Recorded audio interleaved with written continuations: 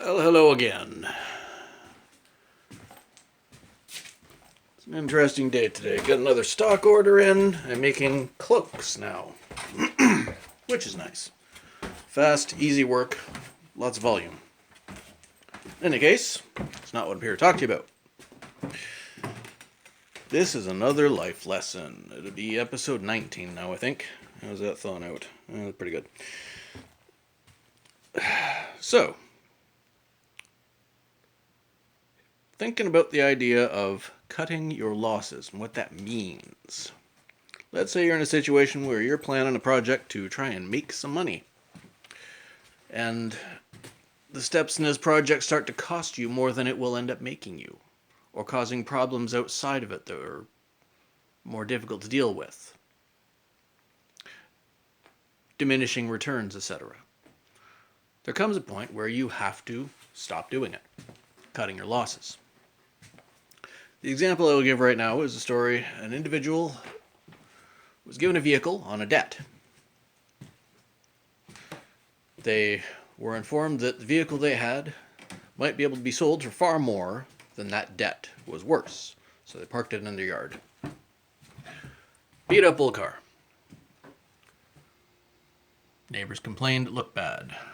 Landlord didn't like the way it looked either. Looked like, kind of white trash, kind of redneck. Caused more problems than it was worth. Solution, cut your losses.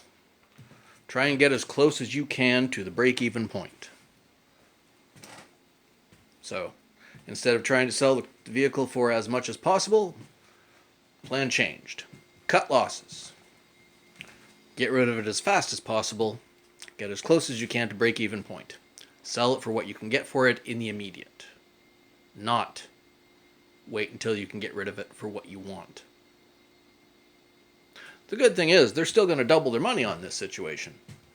Just selling it for, what it can be got, what you can get for it in the immediate, like fast. So it's not always a bad thing. If you let it go on too long, you'll end up cutting your losses and going below your break-even point and actually losing money on the situation. But you will stop the situation from getting any worse beyond that point. So that's a good thing.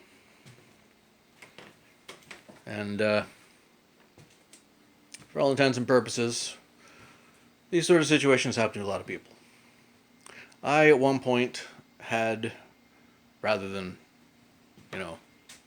one machine for stitching and one machine for serging, I had 3 sergers, a Class 7 free arm, a Class 7 flat deck, both with 3/4 horsepower motors, which were scary as hell, and a stitching machine. Didn't need them. They were taking up space. They were costing money to maintain. Had to cut my losses. Sold them.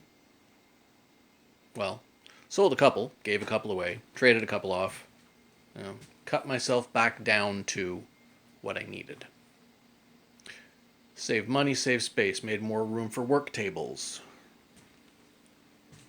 Less expense on Class 7 bobbins, which are fucking $15-20 a piece. And for anybody who doesn't know, a Class 7 is a machine made for working in heavy leather and heavy canvases and, like I said, a 3/4 horsepower motor instead of what these have, which is 1/3 horsepower. Down here, that scary looking monster. It ain't as scary as something with a, sewing machine with a needle as thick as a coat hanger wire.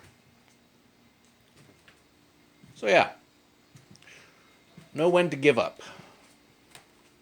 Be determined, push yourself through, get the best you can out of the situation, but if you know the situation isn't going to be able to end in your favor, cut it so it doesn't end at your expense. Okay. I think Kat agrees with me on this. Well, at least she's not putting up any counter arguments right now. Are ya? Are ya? No? No? Yeah. You just like having a warm spot to lay down, don't you? warm spot to lay down on some food and some water, and you're happy, and that's all that matters, isn't it? Yes. Okay. Talk to you next time.